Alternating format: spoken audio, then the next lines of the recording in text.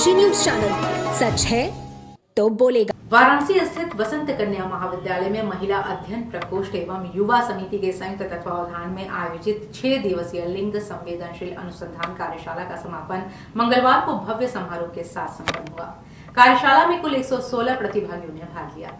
समापन सत्र में लिंग संवेदनशील अनुसंधान में नैतिक विचार विषय पर विस्तृत चर्चा हुई। कार्यक्रम का शुभारंभ कार्यकारी प्राचार्य डॉक्टर शांता चटर्जी के उद्बोधन से हुआ, जिसमें उन्होंने स्त्री की शक्ति, संभावनाओं और समाज में उसकी महत्वपूर्ण भूमिका पर प्रकाश डाला। मुख्य अतिथि प्रोफेसर कल्पलता पांडे, पूर्व अध्यक्ष शिक्षा संकाय महात्मा गांधी काशी विद्यापीठ ने अपने संबोधन में कहा कि लिंग समानता को समझने के लिए मात्रात्मक और गुणात्मक दोनों प्रकार की शोध आवश्यक है। उन्होंने कहा कि महिलाओं के सशक्तिकरण के लिए उनकी अंतर्निहित शक्तियों को पहचानना जरूरी है। कार्यक्रम में काशी हिंदू विश्वविद्यालय के समाजशास्त्र विभाग के पूर्व अध्यक्ष प्रोफेसर अरविंद कुमार जोशी ने कहा कि महिलाएं परिवार की आधारशिला हैं और समाज के विकास के लिए उन्हें समान अधिकार मिलना आवश्यक है। उन्होंने पितृसत्तात्मक सोच को प्रगति में बाधक बताया। पूर्व अध्यक्ष सामाजिक विज्ञान संकाय बिंदा परांजपे ने महिलाओं की स्थिति पर ऐतिहासिक और समकालीन दृष्टिकोण प्रस्तुत किया। वहीं प्रबंधिका उमा भट्टाचार्य ने अपने आशीर्वचन में कहा कि स्त्री की प्रगति उसकी अपनी शक्ति को पहचानने में निहित है। कार्यक्रम की अध्यक्षता प्राचार्य प्रोफेसर रचना श्रीवास्तव ने किया। कार्यशाला का संयोजन डॉक्टर अनुराधा बापुली और संचालन डॉक्टर प्रतिमा ने किया। डॉक्टर श्वेता सिंह ने 6 दिवसीय कार्यशाला की रिपोर्ट प्रस्तुत की।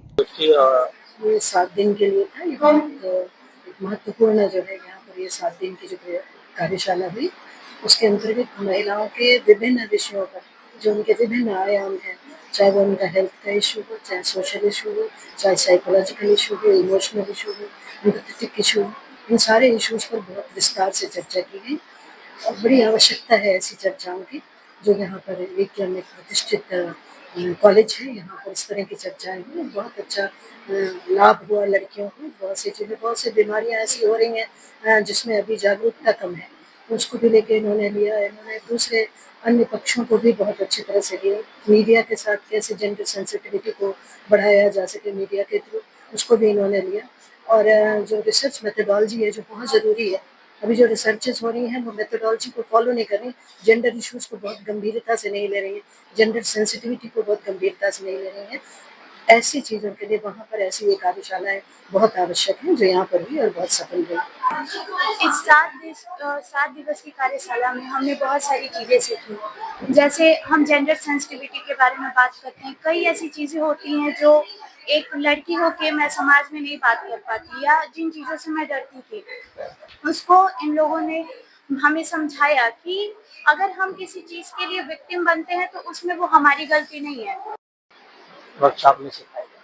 इनफैक्ट मेरे लिए इस वर्कशॉप में मैंने उन्हीं मुद्दों को रखा जिसको मैंने अपनी प्रैक्टिकल लाइफ में, अपनी सर्विस लाइफ में मुझे देखने को मिली और उसका क्या निवारण हो सकता है। उस अपने प्रैक्टिकल एक्सपीरियंस को यहाँ पर मैंने लड़कियों के साथ शेयर किया, क्योंकि ये लड़कियाँ भी आगे जाकर अपने अपने कार्य क्षेत्र में जाएंगी, तो उनको थोड़ा सा अगर ब्रीफिंग पहले से हो जाए तो उनको पता लगेगा कि उनको अभी क्या करना है। तो एज ए सीनियर सिटीजन और इस उम्र में मैं उनको उनका रास्ता दिखाने के लिए मैंने सोचा कि ये सबसे बढ़िया तरीका है। आज था क्या कुछ सिखाया गया आज? नहीं, ये देखिए, ये बहुत महत्वपूर्ण विषय पे इन्होंने वर्कशॉप रखी है जिसमें मेथोडोलॉजी जेंडर सेंसिटिव रिसर्च के ऊपर बात लोग कर रहे हैं। लेकिन अब ये दूसरा एक मुद्दा और है कि जब जेंडर की हम बात करते हैं तो अब केवल जेंडर में केवल मेल और फीमेल की बात ही नहीं है, क्योंकि ये मान के हम लोग चलते से पहले कि जेंडर जो है बायोलॉजिकल है, सोशल कंस्ट्रक्ट है और सेक्स जो है बायोलॉजिकल है। लेकिन अब जेंडर की भी बहुत सारी शाखाएं आ गई हैं। फिर भी जो इनका प्रयास है वो यही है कि स्त्री और पुरुष के बीच में जो असमानता है, जो परंपरागत रूढ़ियाँ हैं और जो उनको जो है बहिष्कृत किया जाता है समाज की मुख्य धारा से, या उनके साथ जो शोषण और अन्याय होता है, हिंसा होती है, उसको कैसे रोका जाए, लोगों को कैसे संवेदनशील बनाया जाए।